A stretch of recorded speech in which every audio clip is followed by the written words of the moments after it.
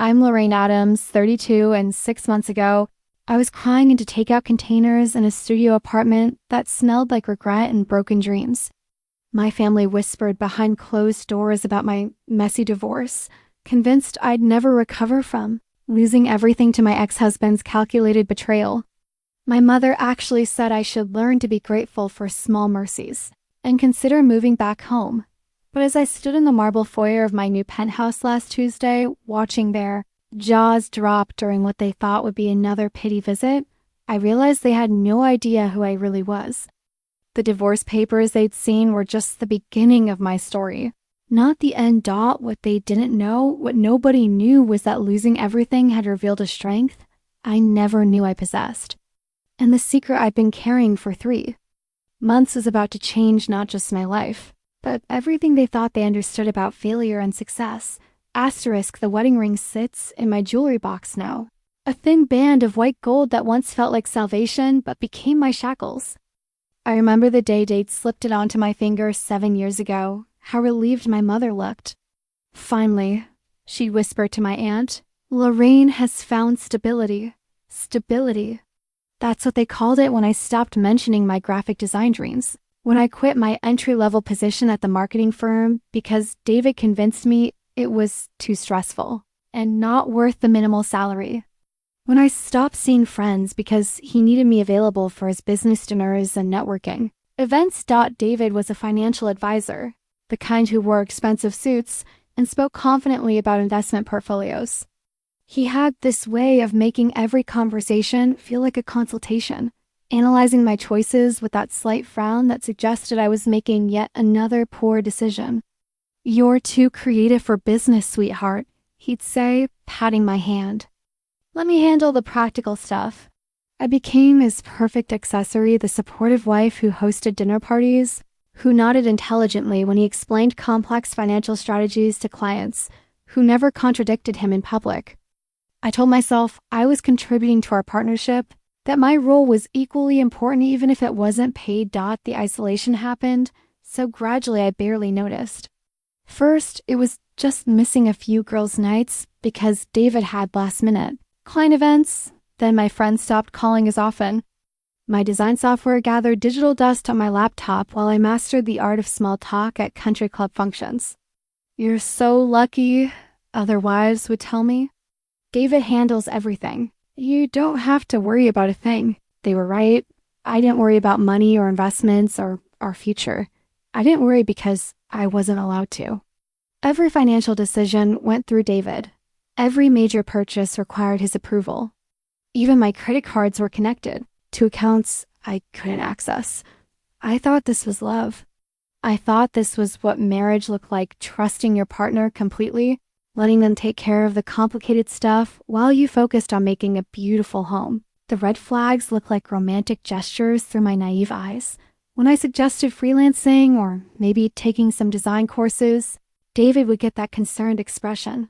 We don't need the money, honey. Why stress yourself? Besides, you know how you get when you're overwhelmed. How I got when I was overwhelmed. As if my emotions were a character flaw rather than a normal human response to having my dreams systematically dismantled. The ring had felt like a promise of partnership, but it became a golden leash. I just didn't realize it until the day I found him with Rebecca in our bed, and everything I thought I knew about my life shattered like glass. The bank statements were scattered across our kitchen, cable-like evidence at a crime scene. My hands shook as I stared at the number zeros where there should have been thousands. Transactions I'd never authorized. Accounts I'd never seen before. It was Tuesday when I found David and Rebecca together. By Thursday, I discovered he'd been systematically draining our joint accounts for months. By Friday, I learned about the debts he'd accumulated in my name. The credit lines he'd opened using my information, the investments he'd made with money that was supposed to secure our future. Rebecca wasn't just his business partner, she was his co-conspirator. While I was playing the perfect wife, they were building their own future with the foundation of my destroyed one. The affair was almost secondary to the financial betrayal. He hadn't just cheated on me. He'd stolen my entire sense of security. I don't understand, I kept saying to the bank representative on the phone. How could he access these accounts without my signature? But of course he had my signature. 7 years of marriage documents, joint filing taxes, power of attorney. Forms I'd signed without reading because I trusted him completely. He'd positioned himself as the financial expert while I remained deliberately ignorant. And now that ignorance was costing me everything, the house we lived in, the one I'd spent 3 years decorating, where I'd planned to raise children, was leveraged beyond recognition. David had taken out a second mortgage without telling me, using the equity for investments that had apparently failed spectacularly. The cars, the furniture, even my grandmother's antique dining set were tied up as collateral for loans I'd never heard of. When I confronted him, David actually had the audacity to look annoyed, as if I was being unreasonable. "You never cared about the financial details before," he said, loosening his tie like this conversation was just another minor inconvenience. I was trying to build something bigger for us. By stealing from me? By taking calculated risks? You wouldn't understand the complexity of what I was trying to achieve. Even then, even caught red-handed, he was still talking to me like I was too simple to grasp his superior intellect. The patronizing tone that had once made me feel protected now made me sick. My family's response was predictably mixed. My mother arrived within hours of my tearful phone call, but her comfort came wrapped in judgment. "I never liked how flashy he was," she said, as if she hadn't spent years praising David's success. "But divorce, Loraine? Are you sure you can't work this out? Marriage requires compromise." Compromise. As if financial fraud was just another marital disagreement to negotiate, my sister Emma was more direct. "What are you going to do now? You haven't worked in years. You don't have any marketable skills anymore." The words hit harder because they felt true. What was I going to do? I'd let my professional identity atrophy while playing house. My portfolio was years out of date. My industry contacts had moved on. I had no money, no credit, and apparently no relevant experience. But as I sat there surrounded by the evidence of David's betrayal, something shifted inside me. Maybe it was anger, or maybe it was the first spark of self-preservation I'd felt in years. I realized that losing everything might be exactly what I needed to remember who I was before I became who David wanted me to be. The eviction notice was taped to my door like a scarlet letter, bright yellow paper announcing my failure to everyone in the hallway. 60 days to vacate the premises. 60 days to figure out how to rebuild a life I'd apparently never actually owned. The studio apartment I'd found was a far cry from our 4-bedroom colonial. 400 square feet that smelled perpetually of the Indian restaurant downstairs, with a Murphy bed that squeaked every time I shifted position and a window that faced the brick wall of the building next door. This was my new reality microwaved. Dinners, secondhand furniture from Craigslist, and the constant hum of traffic that made sleep elusive. My family visited with the kind of careful sympathy usually reserved for terminal patients. They brought casseroles and concerned expressions, but underneath the surface support was a thick layer of "I told you so" satisfaction that made their presence almost unbearable. "You can always move back home," my mother offered during one particularly painful visit, surveying my cramped living space with barely concealed horror. "Just temporarily, of course, until you get back on your feet." The thought of moving back into my childhood bedroom at 32, of listening to my mother's daily commentary on my life choices, felt like a death sentence. "I'm fine here," I insisted, though we both knew it was a lie. "Loraine, honey, you need to be realistic. What are your actual options? You can't live on pride."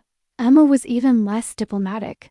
"I ran into David at the grocery store," she announced during one visit, as if this was normal conversation. "He looks good, relaxed. I think he's dating that Rebecca woman now." The casual cruelty of the comment knocked the wind out of me. While I was counting quarters for laundry, David was moving on with his life and my former assets. The injustice of it burned in my chest like acid. The night I almost gave up was a Tuesday in November.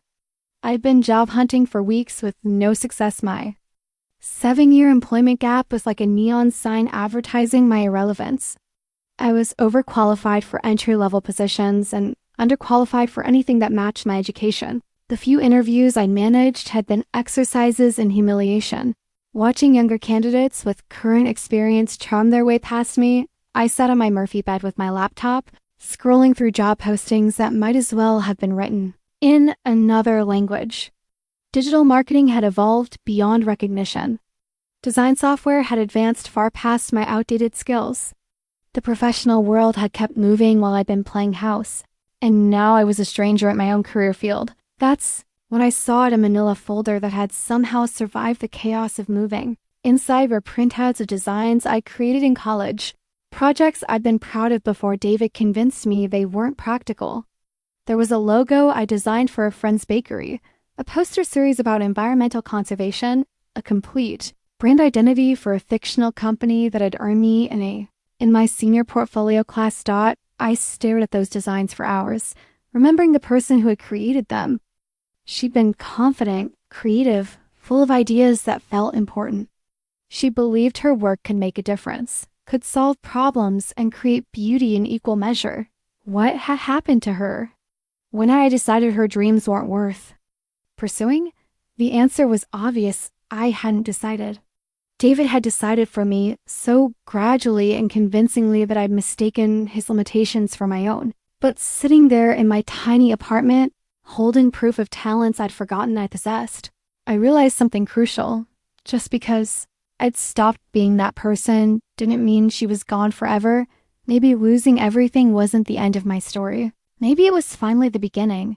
The cardboard box sat in my closet for weeks before I could bring myself to open it. David had packed it carelessly in my art stuff, as he called it, shoving sketchbooks, design magazines, and printed portfolios, together without any consideration for order or condition. Finding it felt like archaeological excavation. Uncovering artifacts from a life I'd abandoned, my hands trembled as I lifted out my old portfolio binder, the black leather cover worn. Smooth from handling during college presentations. Inside were projects I'd completely forgotten, a complete visual identity for a nonprofit literacy program, packaging designs for an organic food startup, even a series of concert posters that my professor had called professionally remarkable. I'd been good at this. More than good, I'd been passionate, innovative, willing to spend entire nights perfecting a concept because the work itself energized me. How had I convinced myself these skills weren't valuable? The design magazines were years out of date, but as I flipped through them, I felt something awakening that had been dormant for so long I'd almost forgotten it existed. The hunger to create, to solve visual problems, to communicate ideas through color and composition and typography. It was like rediscovering a language. I'd once spoken fluently. My laptop struggled to run the updated version of Adobe Creative Suite I downloaded, but muscle memory kicked in as I navigated familiar tools. A simple logo project just to practice, I told myself, turned into hours of focused work that made me forget about my empty refrigerator and overdue bills. The first client inquiry came through a freelance website where I'd posted some updated portfolio pieces. A small restaurant needed a new menu design, nothing glamorous, but real work that someone was willing to pay for. The budget was modest, barely enough to cover a week of groceries, but holding that check felt like holding proof that my skills had value beyond David's dismissive assessment. My mother's reaction was predictably dampening when I called to share the news. "That's nice, dear, but is it sustainable? You can't build a career on restaurant menus. Maybe you should consider something more stable administration, perhaps? Your cousin Linda makes good money as a medical receptionist." Her words stung because they echoed my own fears. Was I being unrealistic? Was this just a desperate attempt to avoid acknowledging that I needed to start over in a completely different field? But then the restaurant owner called with referrals, a friend who needed business cards, another who wanted a simple website design. Word was spreading in ways I hadn't anticipated, and each small project built my confidence along with my bank account. I started spending evenings at the coffee shop around the corner, partly because the Wi-Fi was better than my apartment's spotty connection, and partly because being around other people working felt energizing. The baristas began to recognize me, and one evening, Sarah, the owner, struck up a conversation about the designs I was working on. "You did that?" she asked, looking at a brochure design on my screen. "That's beautiful." We've been meaning to update our marketing materials, but everything seems so expensive. By the end of the week, I was designing new signage for the coffee, shop in exchange for unlimited coffee and a regular table by the window. It wasn't paying the bills, but it was building something more valuable, a portfolio of current work and a network of people who were seeing my capabilities firsthand. David's dismissive voice still echoed in my head during difficult moments. "You're too creative for business, sweetheart." But each completed project, each satisfied client, each small check deposited into my account was evidence that his assessment had been wrong. I wasn't too creative for business. I'd just been with the wrong person to recognize that creativity was exactly what business needed. The real breakthrough came when I realized I wasn't just rebuilding my old career, I was building something entirely new. The woman who had created those college projects had been talented but inexperienced. The woman I was becoming had that talent plus 7 years of life experience, including hard-earned lessons about resilience, authenticity, and the value of independence. I was still living in a studio apartment, still counting every dollar, still facing uncertainty about my future. But for the first time in years, that uncertainty felt like possibility rather than doom. The check was only $500, but I held it like it was a winning lottery ticket. My first real client payment, not a favor for a friend or a trade for coffee, but actual money earned through my skills and effort. I took a picture of it before depositing it, wanting to remember this moment when someone valued my work enough to pay for it. The project had been challenging. A complete brand identity for a local yoga studio whose previous designer had disappeared mid-project. 3 weeks of revisions, client meetings in my tiny apartment, and late nights perfecting every detail. But seeing the finished logo on their storefront window, watching clients walk past and notice the clean, inviting design, it felt like validation of everything I was trying to rebuild. Still, doubt crept in during quiet moments. $500 wouldn't even cover my rent, let alone the mounting expenses of freelance life. Software subscriptions, equipment upgrades, the constant hustle for new clients, the financial pressure was exhausting in ways my married life had never been. The family dinner that month was particularly brutal. My sister Emma arrived in a new car, talking about her promotion at the law firm where she'd worked steadily for 8 years. My cousin brought photos from her recent vacation to Italy. Everyone had stories of progress, stability, conventional success. "How's the little design thing going?" my mother asked during dessert, using the tone reserved for children's hobbies. "It's going well," I said carefully. "I just finished a project for a yoga studio downtown." "That's nice. But what's your long-term plan?"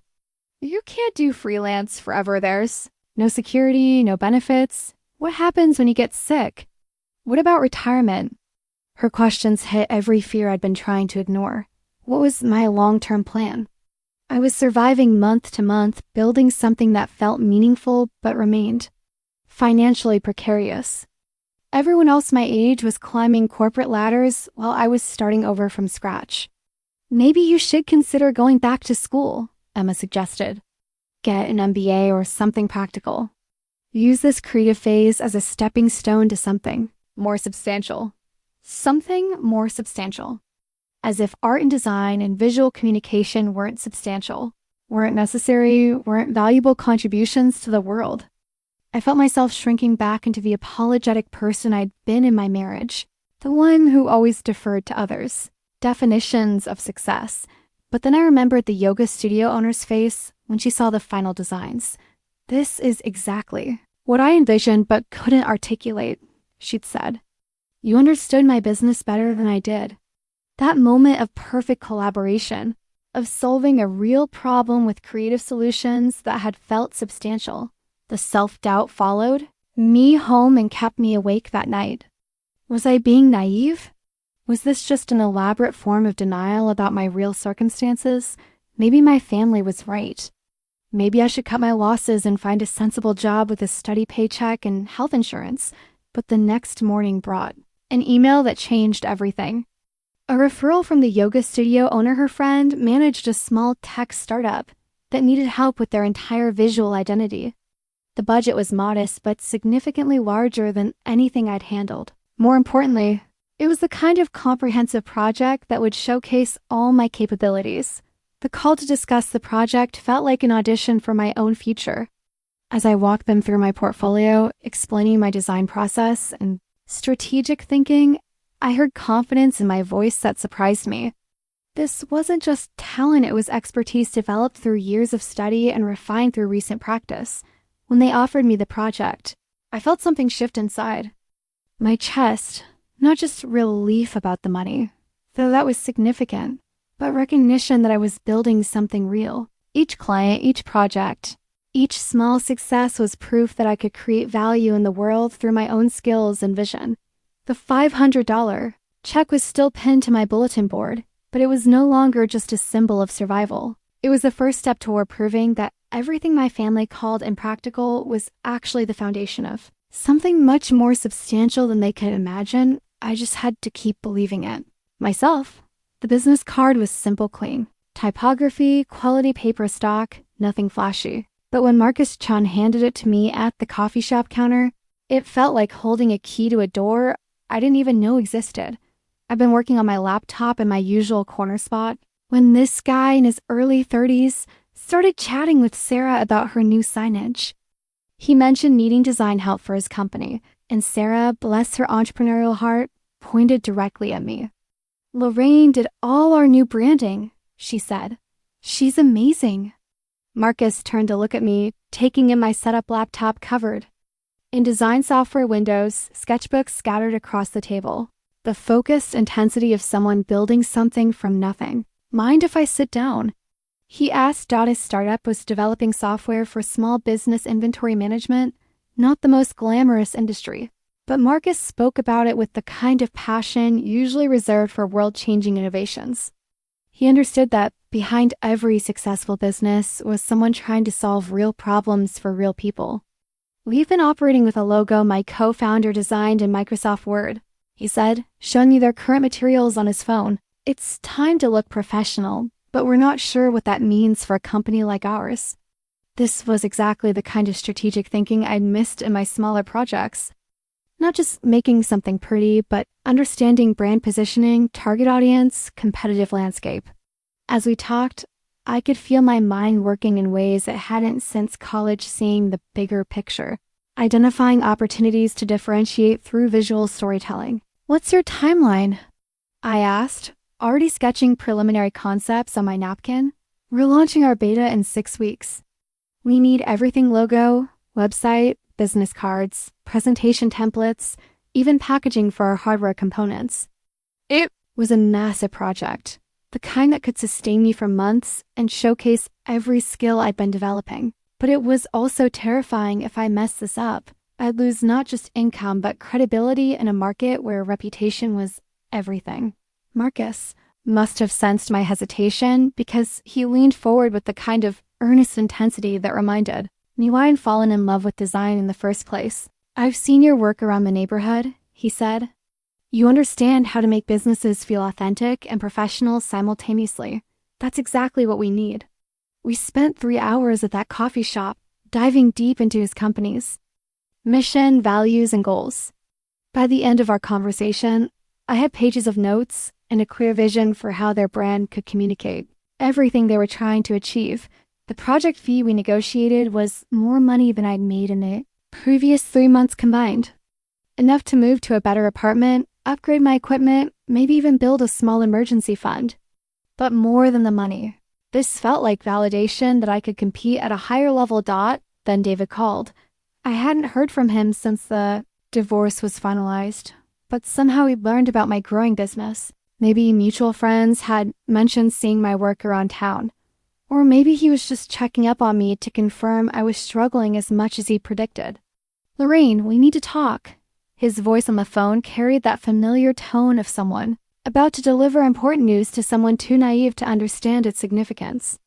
"I heard you're trying to start some kind of design business." "I have started a design business," I corrected. "Right. Well, I've been thinking and I want to help. I have connections in the corporate world, clients who might need marketing materials. We could partner on some projects. You handle the creative side. I'll manage the business development and client relationships." The audacity was breathtaking. After systematically destroying my confidence and financial security, he wanted to swoop in and claim credit for my resurrection. Worse, part of me, the part that still remembered being married to someone who handled all the complicated stuff, almost considered it. But then I looked at Marcus Chen's business cards sitting next to my laptop, at the sketches I've been developing, at the evidence of work I was doing entirely on my own terms. Thanks, but I'm fine managing my own business relationships. Loraine, be realistic. You don't understand how corporate clients think. You need someone who speaks their language. There was again the assumption that I was too creative, too naive, too fundamentally unsuited for the business world. This time, instead of making me doubt myself, it made me angry. I said no, David. After I hung up, I sat staring at my phone for a long time. Then I opened my laptop and got back to work on Marcus's project, channeling that anger into designs. That would prove every limiting belief wrong. The legal settlement papers arrived on the same day Marcus approved the final brand identity package. 2 envelopes in my mailbox representing the official end of one chapter and the undeniable beginning of another. The divorce was finally, completely finished. David kept the house he'd mortgaged into oblivion and the debts he'd accumulated in both our names. I kept my freedom and whatever dignity I'd managed to salvage from 7 years of systematic diminishment. On paper, it looked like I'd lost everything. In reality, I was starting to understand I'd gained something invaluable, the chance to discover who I actually was when no one else was defining my limitations. Marcus's project had exceeded every expectation I'd had for myself. The logo I designed was clean and modern but approachable, sophisticated enough for enterprise clients but friendly enough for small business owners. The website launched to positive feedback from beta users who commented specifically on the professional presentation and intuitive design. But the real validation came 3 days later when Marcus called with news that changed everything. You're not going to believe this, he said, his excitement crackling through the phone. TechCrunch wants to feature us in their Startup Spotlight series. They specifically mentioned our branding as evidence of our readiness to scale. A major tech publication had noticed work I created in my studio apartment, had seen it as proof of a company's potential for success. The girl who'd been told her creativity wasn't practical had created something that industry experts considered professionally compelling. The phone started ringing before the article even went live. Other startups who'd seen Marcus's branding wanted to know who'd designed it. Established businesses looking to rebrand reached out through my website. Even some larger corporations began making inquiries about consulting projects. I was sitting in my tiny apartment, overwhelmed by the sudden influx of opportunities when I realized I'd outgrown my current setup. Not just physically, though.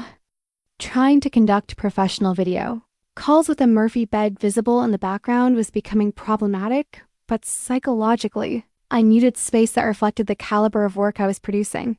The apartment hunt was both exhilarating and terrifying. For the first time in my adult life, I was making housing decisions based entirely on my own needs and preferences. Number one else's commute to consider, no one else's aesthetic preferences to accommodate, no one else's budget constraints to navigate around. I found a 1-bedroom in a converted warehouse district, all exposed brick and oversized windows that flooded the space with natural light. It cost more than my studio, but my growing client base made the rent manageable for the first time since the divorce. Moving day was a study in contrasts. 7 months earlier, I packed my life into boxes with tears streaming down my face, unsure how I'd survive the next week. Now I was carefully wrapping the computer equipment and professional materials that represented my livelihood. Excited about setting up a real workspace in my new home, thought my family's reaction to the move was complicated. They were clearly relieved that I was no longer living in what my mother diplomatically called transitional housing, but confused about how I'd managed to afford something better. The success I was building didn't fit their narrative about my post-divorce struggles. "It's wonderful that your little business is doing well," my mother said during the housewarming dinner I cooked in my new kitchen. "But you know these freelance things can be unpredictable. What's your backup plan?" I wanted to tell her that my backup plan was to keep getting better at what I was doing, to keep building relationships with clients who valued my work, to keep proving that creativity and business acumen weren't mutually exclusive. Instead, I just smiled and changed the subject.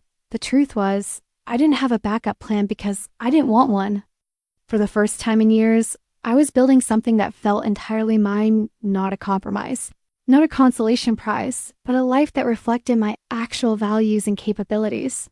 That night, after everyone had gone home, I sat in my new living room surrounded by the evidence of my impossible recovery. The divorce papers were filed away, the past officially closed. The future was still uncertain, but it was uncertain in the way that felt like potential rather than threat. I'd risen from ashes. I didn't even know I was capable of becoming. The lease agreement for the office space felt surreal in my hands. 2,000 square feet in a creative district building, with floor-to-ceiling windows and enough room for a proper conference table, a dedicated workspace, and even space for an employee.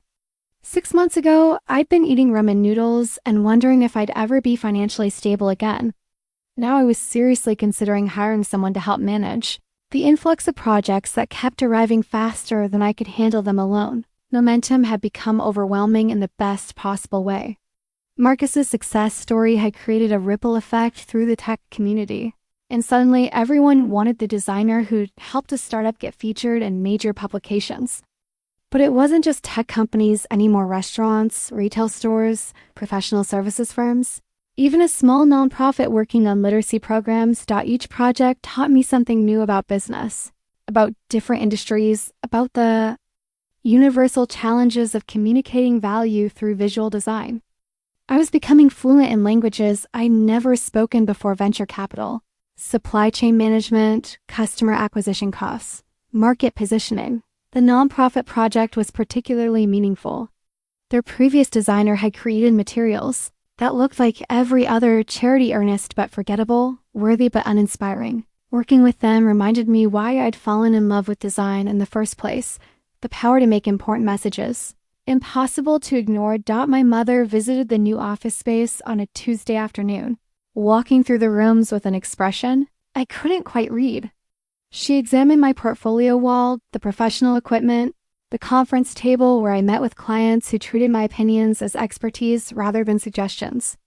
"This is very impressive, Loraine," she said finally, though something in her tone suggested the compliment came with reservations. "I just worry about you working so much. When do you have time for your personal life?" Personal life.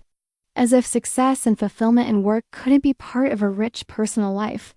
As if the deep satisfaction of solving problems and creating beauty was somehow less valuable than the conventional markers of female happiness she'd always expected me to pursue. The truth was, I was happier than I'd been in years. Not just professionally, but personally. I was rediscovering parts of myself that had been dormant for so long I'd forgotten they existed.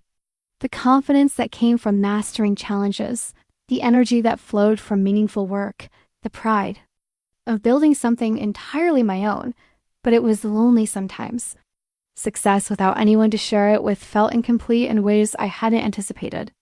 My married friends were busy with children and suburban obligations that felt foreign to my urban, work-focused lifestyle. My single friends were dating with the intensity of people convinced their happiness depended on finding the right relationship. I tried dating a few times, coffee meetings arranged through apps, dinner invitations from men who seemed intrigued by the idea of a creative entrepreneur. But something always felt off. Either they were intimidated by my growing success, or they wanted to fix problems I'd already solved, or they couldn't understand why my work mattered so much to me. "You're very driven," one particularly memorable date had said, as if this was a character flaw requiring explanation. "What are you trying to prove?" I wasn't trying to prove anything. I was trying to build something. There was a difference, though apparently not everyone could see it. The isolation was the price of independence, I told myself, and most of the time, it felt like a fair trade.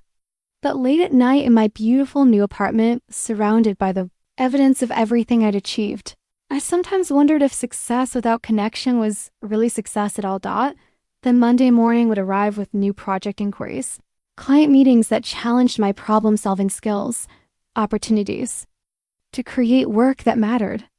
The loneliness would fade into background noise, replaced by the immediate demands of building the business that was becoming more substantial every day. I was hiring my first employee next week, a junior designer fresh out of art school, eager to learn and contribute to something bigger than herself.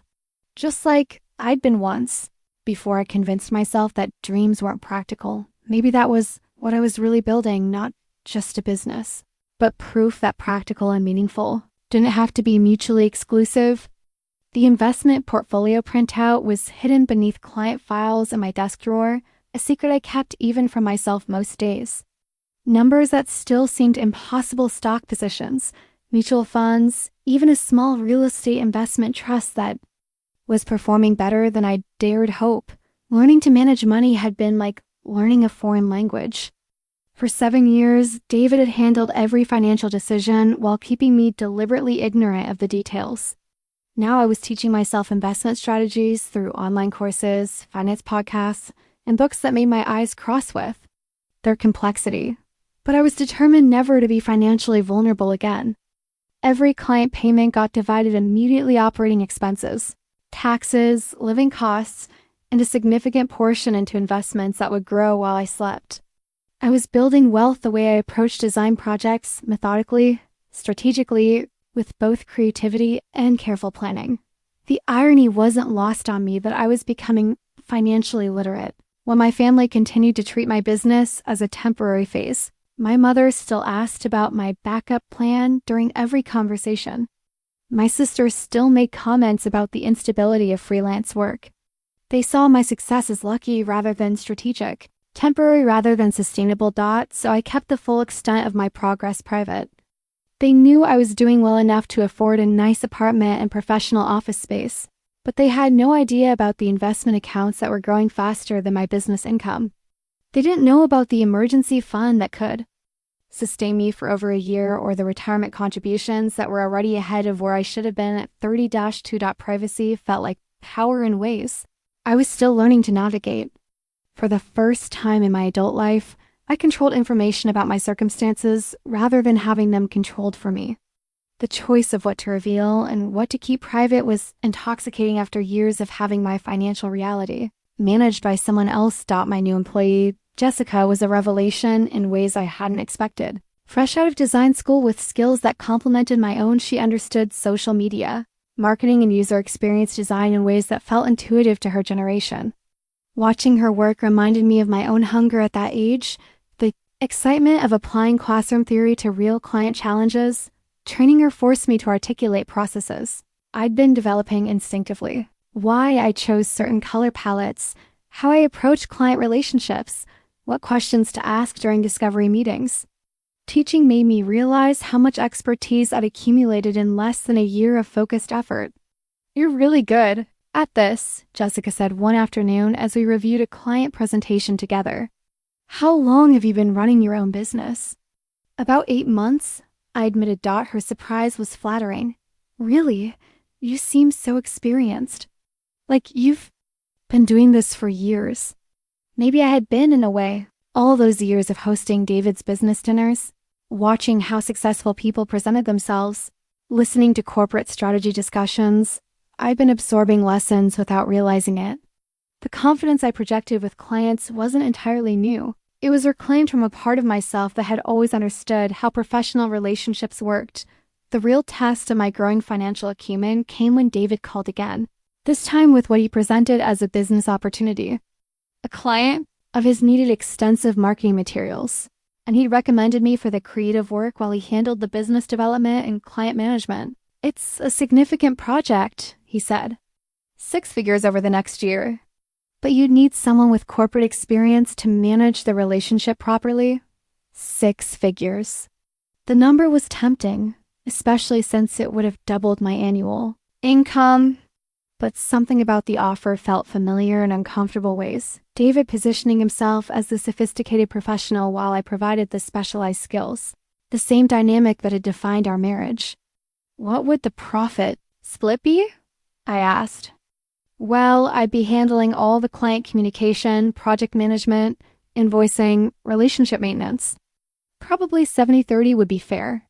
70% to him for business development, 30% to me for the actual creative work that would solve the client's problems. It was exactly the kind of arrangement that would have seemed reasonable to the woman I'd been during my marriage, grateful for any opportunity, willing to accept a smaller share in exchange for someone else handling the complicated parts. But the woman I'd become understood that client relationships were actually the most valuable asset in any creative business. Giving away that connection meant giving away future opportunities, referrals, and the reputation I was building project by project. Thanks, but I'll pass, I said. Loraine, this is a major opportunity. You're not thinking strategically. The accusation stung because strategy was exactly what I was thinking about. Long-term strategy that prioritized building my own client, base over short-term income that would benefit someone else's business more than mine. After I hung up, I sat in my office looking at the evidence of everything I'd built independently. The investment portfolio hidden in my desk drawer, the team I was training, the client relationships I was nurturing. David was right that I was thinking strategically. He just didn't understand my strategy anymore. The contract agreement sat on my conference table like a document from another universe. $1.2 million over 18 months for a complete rebrand of Technovault, a mid-sized software company preparing for acquisition. The largest project I'd ever been offered, with a budget that would transform my business from successful to genuinely substantial. The initial call had come through.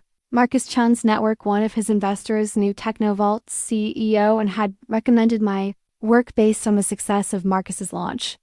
It was the kind of referral that proved the value of doing excellent work for every client, regardless of project size. The discovery meeting took place in Technovault's downtown offices, 43rd floor with floor-to-ceiling windows overlooking the city. I sat across from their executive team CEO, marketing director, head of sales as they explained their vision for repositioning the company ahead of their acquisition timeline. We need to look like the kind of company worth acquiring. The CEO explained, our technology is solid. Our revenue is strong, but our brand feels like it was designed in 2010. We need something that communicates innovation, reliability, and scalability simultaneously. It was exactly the kind of strategic challenge I'd been preparing for without realizing it. Every smaller project had taught me something about translating business objectives into visual solutions. The nonprofit had taught me about emotional storytelling.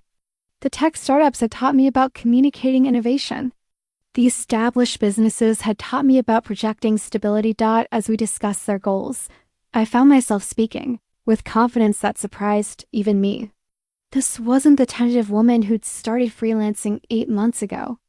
This was someone who understood how design could drive business outcomes, who could articulate strategy in language that executives respected. Our current brand makes us look like a vendor, the marketing director said, showing me their existing materials. We want to look like a strategic partner. I could see the solution immediately, not just what needed to change, but how to change it in ways that would resonate with their target audience while supporting their acquisition goals. The presentation I gave at the end of that meeting was the most comprehensive strategic thinking I'd ever articulated. 2 weeks later, they offered me the contract. The numbers were staggering, not just the total fee, but what it represented. This was corporate-level work, the kind of project that would establish my reputation in circles I'd never imagined accessing. The client list it would open up, the credibility it would provide, the financial security it would create, everything felt like it was shifting into a completely different league. Then David showed up at my office. I was working late, reviewing brand architecture documents, when the front desk called to say someone was there to see me.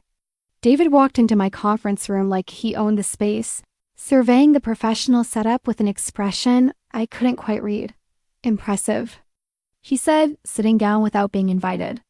I heard about the Technovault contract. Congratulations. How had he heard about it?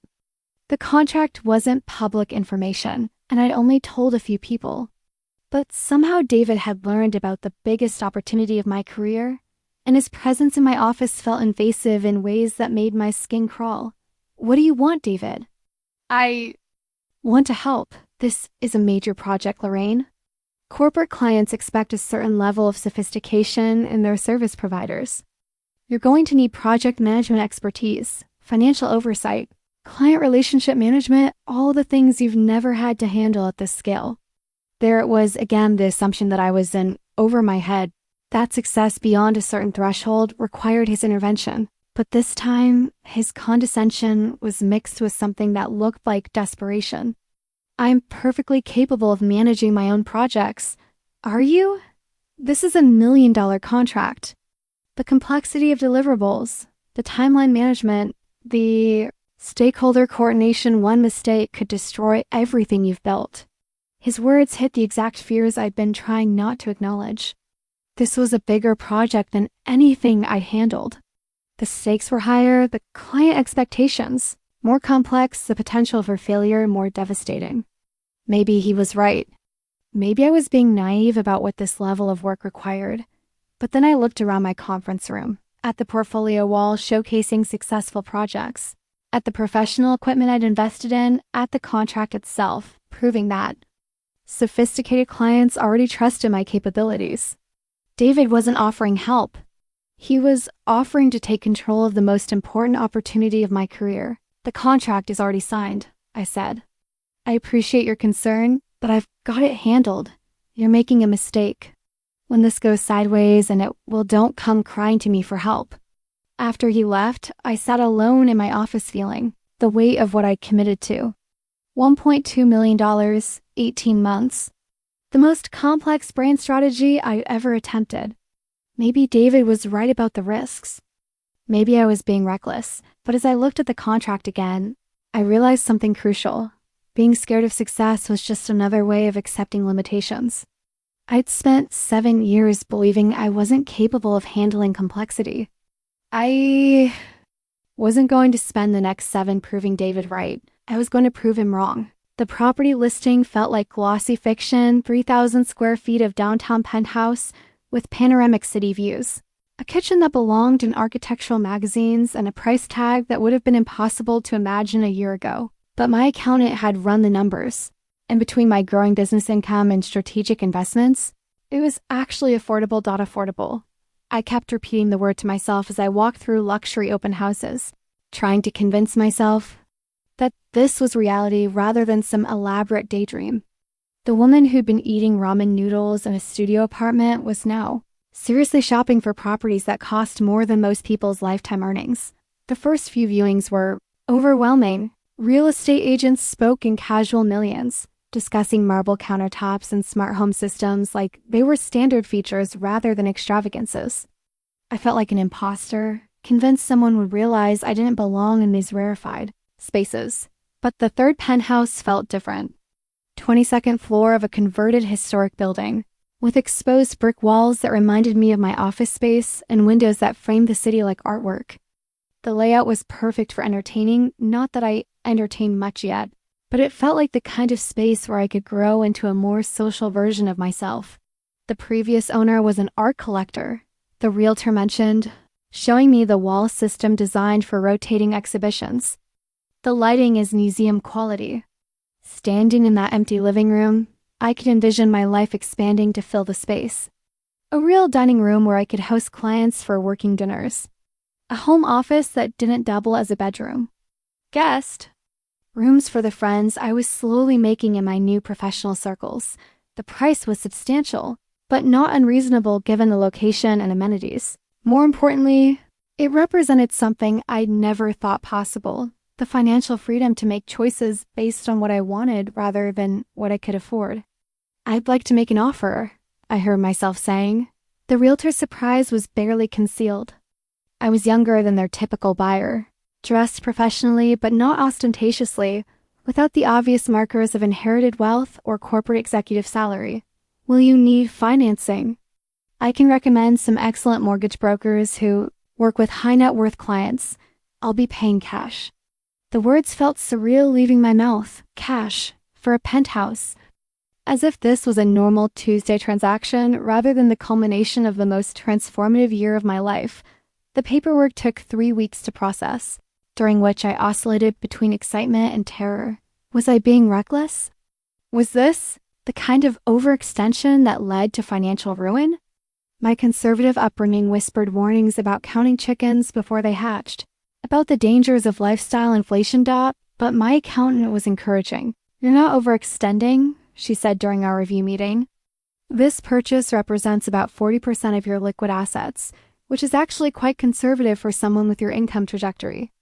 You've been smart about reinvesting, profits, and diversifying investments. This is the reward for strategic planning." Strategic planning?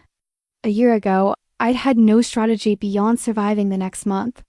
Now I was making decisions based on 5-year projections, tax optimization, and asset allocation models I'd taught myself through online courses and financial books.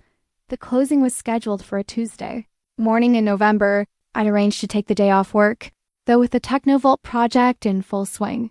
Off work meant answering emails from my phone between signing documents. My mother called the night before, ostensibly to check on my plans for Thanksgiving, but really to express her bewilderment about my housing upgrade. "Are you sure this is wise, dear? It seems like such a big step. What if your business slows down? What if you can't maintain the mortgage payments?" I hadn't told her I was paying cash. I hadn't told her about the investment portfolio that was growing faster than my living expenses. I hadn't told her that my business was not only sustainable, but expanding in ways that surprised even me. The habit of privacy had become protective, shielding my success from family members who still couldn't quite believe it was real. "I've run the numbers, Mom. I'll be fine. I just worry that you're getting ahead of yourself. Maybe something smaller would be more practical while you're still building your career." Building my career. As if the million-dollar contracts and corporate clients and growing team were still just preliminary steps towards some future real career. As if success only counted if it looked the conventional path she'd expected me to follow. After we hung up, I sat in my current apartment looking at boxes packed for the move. Tomorrow I would sign papers that would make me the owner of a downtown penthouse. Tomorrow I would have space that reflected the person I'd become rather than the person I'd been forced to be. I wasn't getting ahead of myself. I was finally catching up to who I'd always been capable of becoming. The house keys felt heavier than they should have. Smooth metal that unlocked more than just a door. Standing in the marble foyer of my penthouse for the first time as its owner, I was overwhelmed by the silence, not empty silence, but the profound quiet of space that belonged entirely to me. The movers had finished an hour ago, leaving my furniture scattered across rooms that suddenly seemed enormous. The couch that had dominated my previous apartment looked modest in the new living room. My desk, which had felt substantial in my old space, seemed almost lonely in the corner of what would become my home office, but the emptiness felt like possibility rather than absence. Each room was a blank canvas waiting for me to decide what my life should look like when I wasn't constrained by other people's expectations or financial limitations. I walked through each space slowly, running my hands along walls that were mine, looking at windows that framed views I would wake up to every morning. The master bedroom faced east toward the sunrise. The kitchen had enough counter space for elaborate dinner parties I'd never hosted but might someday want to. The guest room could accommodate the friends I was still learning how to make as an independent adult. The emotional weight of the moment caught me by surprise. This wasn't just a real estate transaction, it was proof of a complete life transformation that still felt impossible most days. 80 months ago, I'd been married to someone who controlled every aspect of my financial existence. Now I owned property that represented more wealth than my family had ever accumulated. Moving alone had been a choice, not a necessity. I declined my mother's offer to help, my sister's suggestion of a moving day family gathering. This milestone felt too personal to share with people who still couldn't quite believe it was happening. Their presence would have diluted the significance with their worry and bewilderment. The afternoon sun streamed through the west-facing windows, illuminating dust motes that danced in empty space that would soon be filled with furniture chosen entirely according to my preferences. No compromises, no negotiations, no careful consideration of someone else's aesthetic opinions. I unpacked the box labeled "Important Documents" first, spreading papers across the dining room table, the deed, with my name as sole owner, insurance policies, investment statements, business contracts. Physical evidence that I wasn't dreaming this transformation. The Technovault project was progressing ahead of schedule, with client feedback that exceeded my most optimistic expectations. They'd already asked about extending our relationship beyond the initial contract scope, hinting at additional projects that would sustain my business for years. The success felt surreal and completely deserved simultaneously. My phone buzzed with a text from Jessica. Saw the Instagram post about the new place. Looks amazing. Can't wait to see it in person. Instagram. I posted one carefully curated photo of the city view, not mentioning the price or the cash purchase or the complete improbability of my circumstances. Social media felt like another form of protective privacy sharing enough to acknowledge my success without revealing its full scope. As evening approached, I found myself in the kitchen, making dinner in a space designed for serious cooking. The gas range was restaurant quality. The refrigerator was larger than my first apartment's closet. The island provided more workspace than I'd ever imagined needing. But cooking alone in that beautiful kitchen also highlighted the solitude that success had brought. I was financially independent, professionally fulfilled, living in a space that reflected my achievements and eating dinner by myself while watching the sunset paint the city in golden light. The loneliness wasn't regret exactly, but recognition that transformation always involves trade-offs. I gained control over my life at the cost of the effortless connection that came with shared struggle. Success was isolating in ways that poverty had never been. Still, as I sat at my dining room table looking out at the city lights beginning to twinkle below, I felt something I never experienced during my marriage. Complete ownership of my choices. Every decision that had led to this moment had been mine. The risks, the investments, the long nights building something from nothing. The keys sat next to my wine glass, reflecting light like small promises. Tomorrow I would wake up in space that belonged entirely to me in a life I created through my own effort and vision. I wasn't lonely. I was free. The wine glass in my hand felt like a prop from someone else's life crystal stemware from my expensive collection, filled with a vintage that costs more than I used to spend on groceries in a month. But as my family settled into my living room for their first visit to the Penthouse, I needed the liquid courage more than I cared to admit. My mother sat perched on the edge of my Italian leather sofa as if she might damage it, her eyes constantly scanning the room with an expression caught between pride and confusion. My sister Emma had been photographing everything since she arrived, not obviously, but I caught her snapping pictures of the kitchen, the view, the wine collection that filled an entire wall of custom shelving. "This is really something, Loraine," my mother said for the third time, her voice carrying undertones I couldn't quite interpret. "I had no idea your little business was doing so well." Little business? Even now, surrounded by evidence of success that should have been impossible to dismiss, she couldn't bring herself to acknowledge the scale of what I'd built. The little business that had generated enough income to buy this place outright, that employed 3 people, that had corporate clients most established firms would envy. Emma was more direct in her bewilderment. "Seriously, how much are you making? This place must have cost a fortune. Are you sure you can afford the maintenance? The property taxes alone must be more than most people's rent." The questions felt invasive, but I understood their source. My success didn't fit the narrative they'd constructed about my post-divorce life. They'd expected struggle, possibly failure, definitely a lesson about the importance of stability and conventional choices. Instead, I was serving them wine in a penthouse while classical music played through speakers they couldn't see. "I'm doing fine," I said, the same non-answer I'd been giving for months. "But how?" Emma pressed.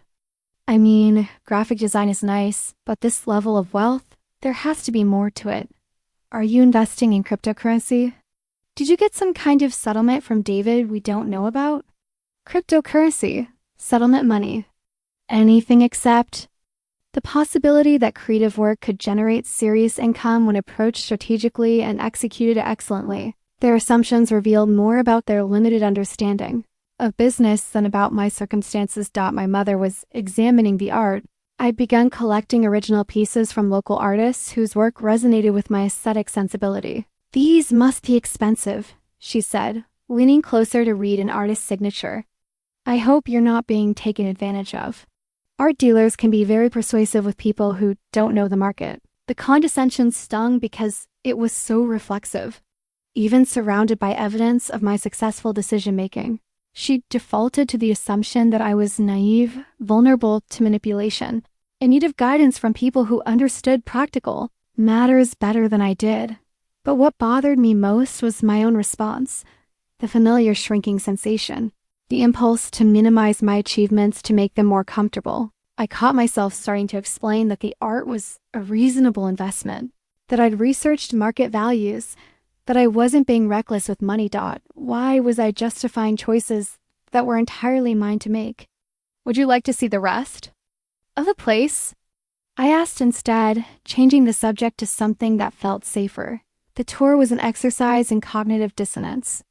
They praised the master suite, admired the home office setup, expressed appropriate amazement at the panoramic city views. But underneath their compliments was a current of discomfort that made the entire visit feel strained. During dinner prepared in my restaurant quality kitchen and served on china, I'd chosen because I loved it, not because it matched anything else. The conversation turned to family updates that felt distant from my current reality. Emma's promotion, my cousin's engagement, neighborhood gossip about people whose lives hadn't fundamentally changed in the past year. It's wonderful that you're doing so well, my mother said as we moved back to the living room for coffee. I just worry about sustainability. Success can be fragile, especially in creative fields. What happens if the market changes? What if clients stop calling? What if? The same fears she'd been expressing since I started freelancing, now amplified by visible success that made her anxieties seem increasingly disconnected from reality. I've built a sustainable business with diversified income streams, I said, using language that sounded foreign in this family context. I'm not worried about market changes. I'm just saying it's important to stay grounded. Remember where you came from? Remember where I came from. As if success required amnesia about struggle, as if gratitude demanded maintaining the limitations that had once defined my possibilities. After they left, I sat alone in my living room trying to process. The evening, their visit had been motivated by curiosity rather than celebration, concern rather than pride. They weren't happy for me, they were confused by me, suspicious of changes they couldn't understand or control. The wine glass sat empty on my coffee table, reflecting light from the city beyond my windows. I'd wanted their approval, their recognition, their acknowledgement that I'd achieved something remarkable. Instead, I'd gotten worried questions and barely concealed skepticism. But sitting there in my beautiful space, surrounded by choices that reflected my values and preferences, I realized something important. I didn't need their understanding to validate my success. I'd already proven everything that needed proving to the only person whose opinion actually mattered. The financial statements spread across my dining room table told a story that still seemed fictional even to me.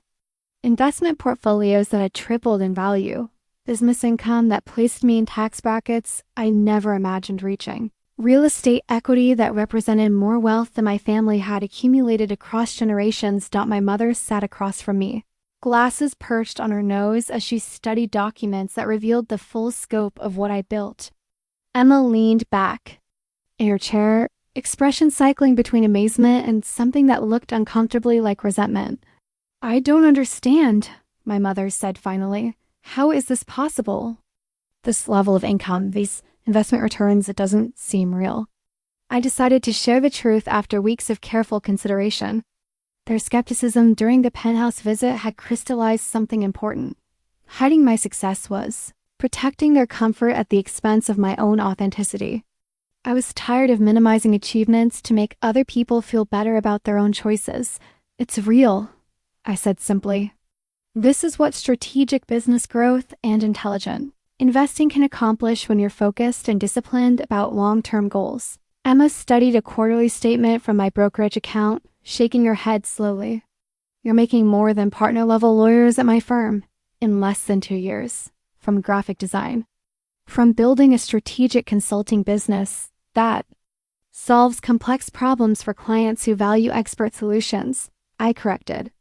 The design work is just one component of what I provide. But how did you learn all this? You were a housewife for 7 years. You didn't have business experience or financial training. Housewife. The word stung because it reduced those 7 years to domestic servitude rather than acknowledging them as an unwitting apprenticeship in understanding how successful people operated. Every business dinner I'd hosted, every corporate event I'd attended, every conversation I'd absorbed about strategy and positioning, it had all been education disguised as social obligation. I got myself online courses, books, mentorship from other entrepreneurs, trial and error with small projects that taught me how to scale. My mother looked up from the investment portfolio summary, her expression troubled. This is wonderful, of course, but it also feels very sudden, very risky. What if something goes wrong? What if the market crashes or your clients stop paying? The same fears, amplified by numbers that made her comfortable worldview feel inadequate. She'd built her life around the assumption that security came from steady jobs and conservative choices. My success challenged fundamental beliefs about how wealth was created and maintained. I've diversified across multiple income streams and asset classes, I explained. The business could lose half its clients and I'd still be financially stable. The investments are balanced between growth and security. I'm actually less financially vulnerable now than most people with traditional employment. Emma leaned forward, studying my face with the intensity she usually reserved for legal documents. And you did all this while we thought you were struggling. While we were worried about whether you could pay rent. The accusation in her voice was unmistakable. As if my success was somehow a betrayal, as if keeping my progress private had been deceptive rather than protective. I was struggling in the beginning, but I didn't want to share information about my recovery until I was confident it was sustainable, or until you could rub our faces in how wrong we were. Emma said. The comment hung in the air like a challenge. Part of me wanted to deny it, to insist my motivations had been purely practical. But there was truth in her accusation. I had enjoyed proving their skepticism wrong, had taken satisfaction in exceeding expectations that had been consistently low. Maybe, I admitted, maybe I wanted to prove that creativity and business success weren't mutually exclusive. Maybe I was tired of being treated like my ambitions were naive hobbies instead of legitimate professional goals. My mother removed her glasses, cleaning them with careful precision while she processed information that clearly overwhelmed her. I'm proud of you, of course, but I'm also worried. This kind of wealth, this kind of visibility, it changes things. It changes people. It's changed me, I agreed. It's made me more confident, more strategic, more willing to take calculated risks. It's shown me what I'm capable of when I'm not accepting other people's limitations as my own. And what about family? What about balance? Success is wonderful, but not if it costs you relationships. The irony was sharp enough to cut. During my marriage, when I'd had no career ambitions and endless availability for family obligations, she praised my priorities. Now that I built something meaningful but demanding, she was concerned about balance. My relationships are stronger now because they're based on mutual respect rather than financial dependency or social expectations. Emma gathered the financial documents into a neat stack, her lawyer's instincts organizing evidence even when the implications made her uncomfortable. So what happens now? Do you keep growing the business? Buy more real estate? Start some kind of empire? Empire. The word felt simultaneously thrilling and terrifying. A year ago, I'd been focused on survival. Now I was being asked to articulate visions that seemed to have no natural ceiling. I keep building something that matters to me. I keep proving that there are multiple ways to create security and success, and I stop apologizing for achievements that should be celebrated instead of questioned. The conversation ended with hugs that felt different, less automatic, more considered. They were proud but also intimidated, supportive but also struggling to understand who I'd become. After they left, I gathered the financial statements and returned them to my filing system. The numbers were impressive, but they weren't the real measure of my transformation. The real success was sitting in my own space, making my own choices, and finally understanding that I didn't need anyone else's permission to become who I was capable of being. The voice recording on my phone was 3 minutes and 47 seconds of pure revelation. David's voice, slurred with what sounded like afternoon drinking, revealing everything I needed to understand about our marriage and its aftermath. You think you're so successful now, don't you? Living in that ridiculous penthouse, pretending to be some kind of businesswoman. But we both know the truth. You're still the same insecure girl who couldn't make a decision without asking permission. This whole charade is going to collapse, and when it does, don't come crawling back to me. The message had arrived after news of my Technovault success appeared in a local business journal. Apparently, David's wounded ego couldn't tolerate public recognition of achievements he'd once convinced me were impossible. You were nothing before you met me. Nothing. I gave you stability, respectability, a social circle, everything you needed to function in the adult world. And this is how you repay me? By stealing my business connections and pretending you built something independently, stealing his business connections. The accusation would have been laughable if it wasn't so revealing about his fundamental misunderstanding of how professional relationships actually worked. Every client I gained had chosen my services based on my work quality, not his introductions. That company you're so proud of working with, I recommended you for that project. Technovault's CEO is a friend of mine. You think you earned that? Contract on merit? You think anyone takes you seriously as a strategic consultant? You're a decorator, Loraine. A decorator with delusions of grandeur. The lies were breathtaking in their audacity. I'd never met David's friends during our marriage. He kept his professional and personal networks carefully separated from my influence. Technovault had found me through Marcus Chan's investor, a connection David had no part in creating. More than the lies, what struck me was the desperation underneath his anger. This wasn't the voice of someone who'd moved on successfully. This was someone threatened by evidence that his narrative about my capabilities had been completely wrong. The confrontation that followed was inevitable. David appeared at my office the next afternoon, walking past my assistant like he had every right to demand my attention. He looked older than I remembered, or maybe I was seeing him clearly for the first time in years. "We need to talk," he said, settling into the chair across from my desk without invitation. "About what?" "About your little performance in that business journal. About the way you're misrepresenting our relationship and my role in your success." I turned my computer screen toward him, showing him the article he was referencing. Point out the misrepresentation. He scanned the text, looking for ammunition that didn't exist.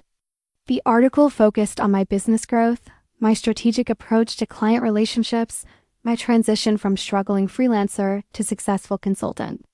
It mentioned my divorce only as context for my timeline, not as a detailed exploration of our relationship dynamics. You make it sound like you did this alone. Like I had nothing to do with your development as a professional. You didn't have anything to do with my development as a professional. You actively discouraged my professional development for 7 years. I protected you from making naive mistakes. I provided stability so you could explore your creative interests without financial pressure. The revisionist history was stunning.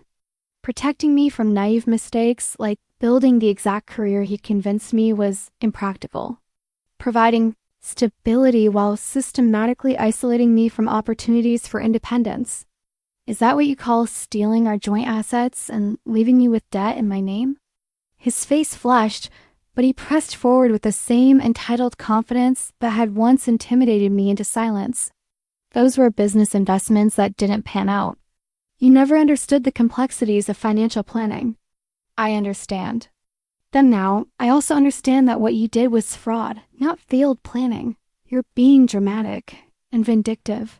This whole business success story is just elaborate revenge against me. The accusation revealed more about his psychology than mine. In his worldview, my achievements couldn't be authentic. They had to be reactions to him, motivated by him, ultimately about him. The possibility that I built something meaningful for my own fulfillment was literally incomprehensible. My success has nothing to do with you, David. That's what you can't accept. Nothing to do with me. I taught you everything you know about client relationships, business presentation, professional communication. You taught me what not to do. You taught me that controlling people is different from supporting them. You taught me that someone who truly believes in your capabilities doesn't need to manage every aspect of your life. I stood up, walking to my office window that overlooked the city where I'd rebuilt my entire existence. You also taught me that the person who tries to make you smaller to feel bigger about themselves isn't someone who deserves access to your life. You think you're so evolved now, so independent. But what happens when this business fails? What happens when clients realize you're not as sophisticated as you pretend to be? Barrett was the core belief that has shaped our entire relationship. I would fail because I was inherently inadequate, and when that failure arrived, I would need him to manage the aftermath. If the business fails, I'll start another one. If clients leave, I'll find better ones. If investments lose value, I'll make smarter ones. I've learned that I'm capable of handling whatever happens without anyone else's permission or protection.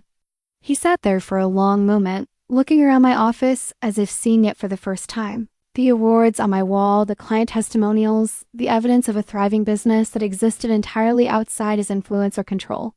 "This isn't over," he said finally, standing to leave. Double quotes, yes, it is. After he left, I sat alone in my office, listening to the voice recording again. Not because I needed to remember his words, but because I wanted to hear the difference between who he thought I was and who I'd actually become.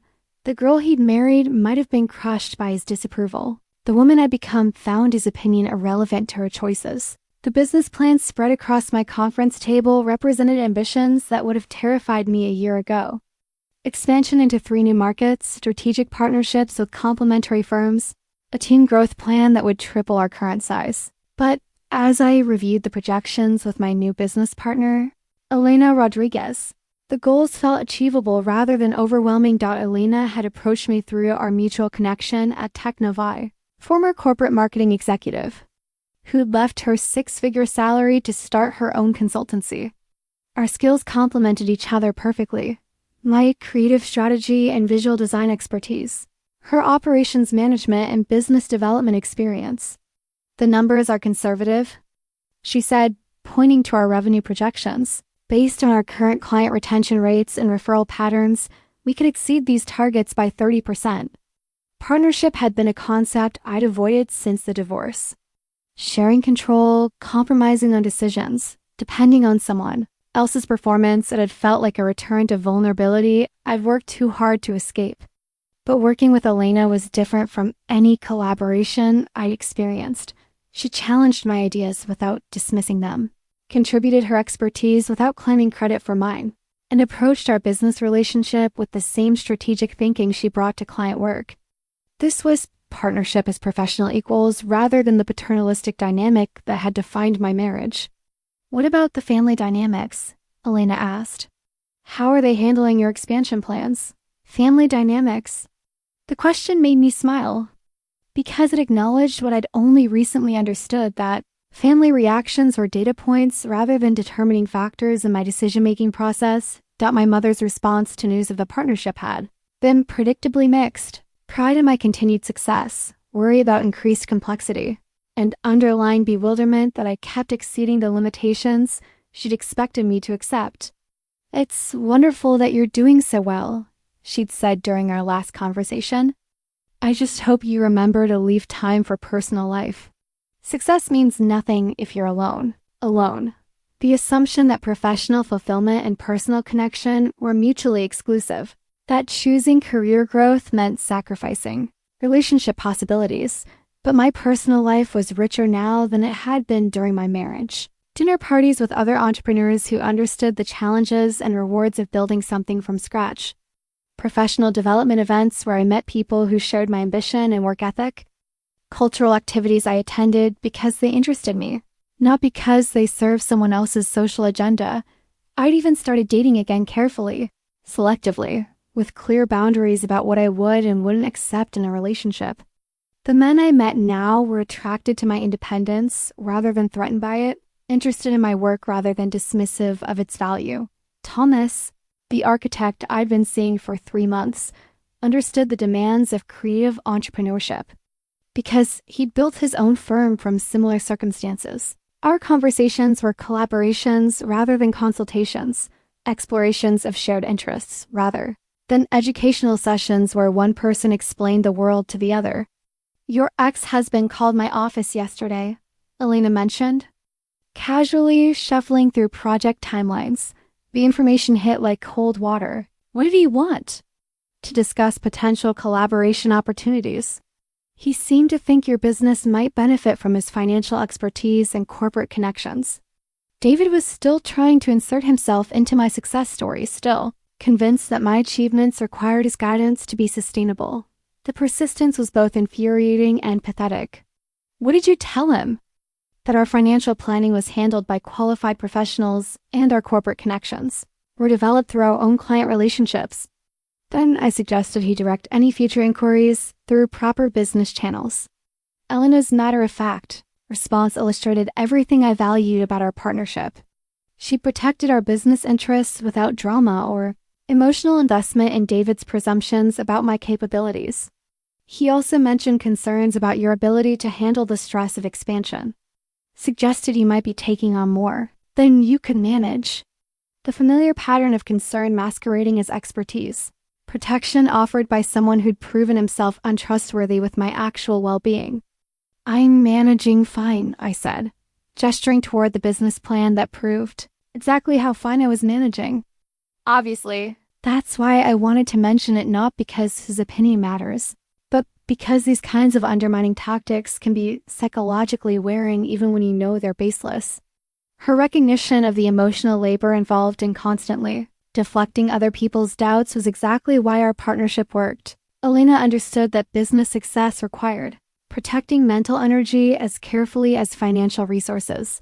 The afternoon was spent refining our growth strategy, identifying potential challenges and developing solutions before they became problems. This was the kind of strategic thinking that energized rather than exhausted me. Complex problem solving with someone who respected my judgment while contributing her own expertise.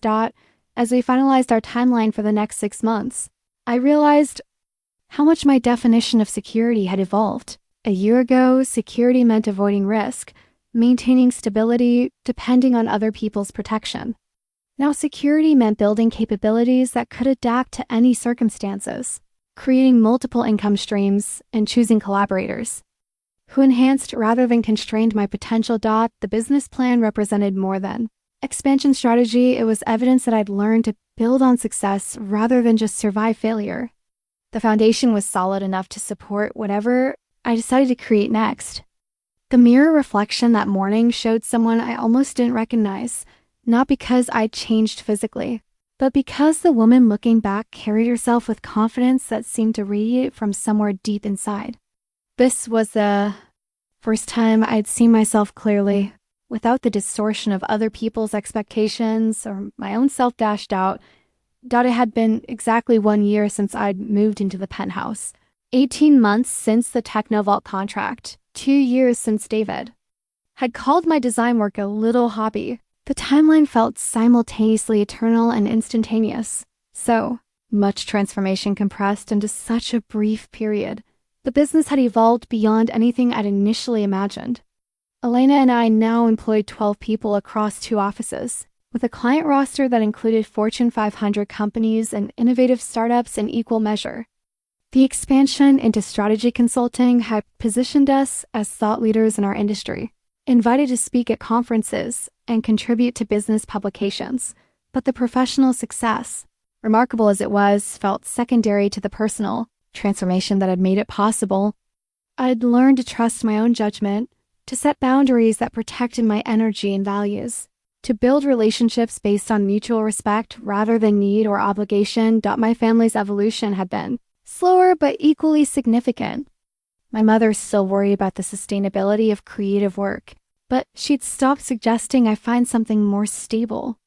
Emma had begun referring clients to our firm, finally acknowledging that my expertise was legitimate rather than accidental. Shift in their attitudes had coincided with my own decreased need for their approval. When you're confident in your choices, other people's skepticism becomes a relevant background noise rather than validation you're desperate to obtain. David had made one final attempt at contact, 6 months ago, a letter suggesting we put the past behind us and explore mutually beneficial business opportunities. I'd read it once and filed it away, feeling neither anger nor satisfaction, just the mild annoyance of receiving irrelevant mail. The divorce that had once felt like devastating. Failure now seemed like necessary liberation. Without that complete collapse of my old life, I never would have been forced to discover what I was capable of building independently. Thomas and I had been talking about moving in together, not because either of us needed the financial or emotional security of cohabitation, but because we built something together that felt worth deepening. He understood that my work was part of my identity rather than a temporary focus until something better came along. "You're different from anyone I've dated," he'd said recently. "You don't need me to complete some vision of your life. You've already built the life you want, built the life I want." The phrase resonated because it captured something I'd never experienced during my marriage. The sense of creating circumstances that reflected my values rather than adapting to circumstances created by someone else. Standing in my home office that morning, reviewing the agenda for our quarterly strategy meeting, I felt gratitude for everything that had needed to break before I could become whole. The eviction notice that had forced me to confront my dependency, the financial fraud that had revealed my naivety about self-protection, the condescending family comments that had motivated me to prove my capabilities.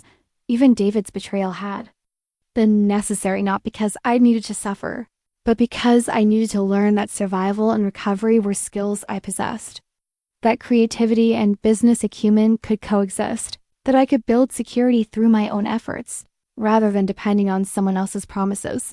The woman who'd cried into takeout containers 2 years ago hadn't been weak. She'd been uninformed about her own strength. The divorce had been education disguised as catastrophe, teaching lessons about resilience and self-reliance that no amount of marriage counseling could have provided. My phone buzzed with a text from a potential client, nonprofit organization working on educational initiatives that aligned perfectly with my values. The kind of meaningful work that reminded me why I'd fallen in love with design in the first place, combined with the strategic thinking skills I developed through commercial projects.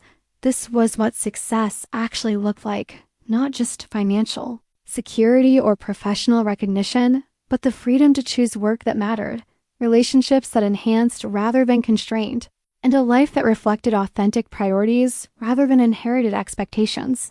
The mirror reflection smiled back at me, and I realized I was looking at someone I genuinely liked and respected.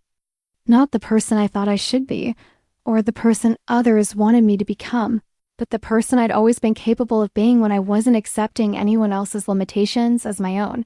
The divorce had ended one story, but it had begun a much better one. A story about discovering that the life you think you've lost might just be clearing space for the life you were always meant to build.